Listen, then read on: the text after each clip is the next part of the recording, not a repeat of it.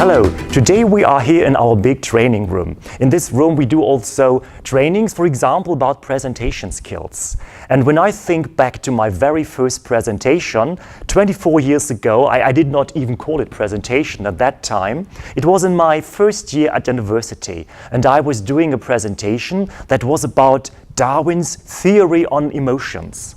And I would have never thought that this topic of emotions would ever become that important in my job like it is today.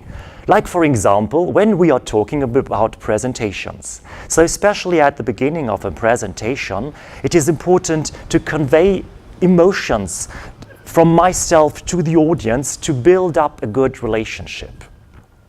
And 100 years later, it was Paul Ekman who took that topic from Darwin and he sketched the 7 basic emotions. So we can take this list of the 7 basic emotions as a kind of checklist to check, okay, which is the emotion that I can start my entry to the topic. In the end, it is about storytelling. So I can tell a story about myself, about someone else. Somebody maybe told me a story, and the story can be about an experience in the past, as it is in my example, can be about the future or about today. I have changed my place now, so I'm standing here in the meeting room in front of the audience of my presentation, and I'm doing the presentation.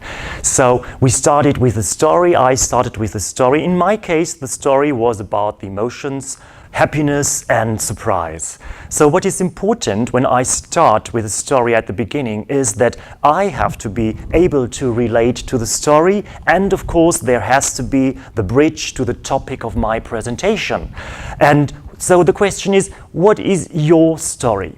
Which is the story that you use for the entry to your presentation? And you have to be able to relate to that story, and there has to be the bridge to the topic.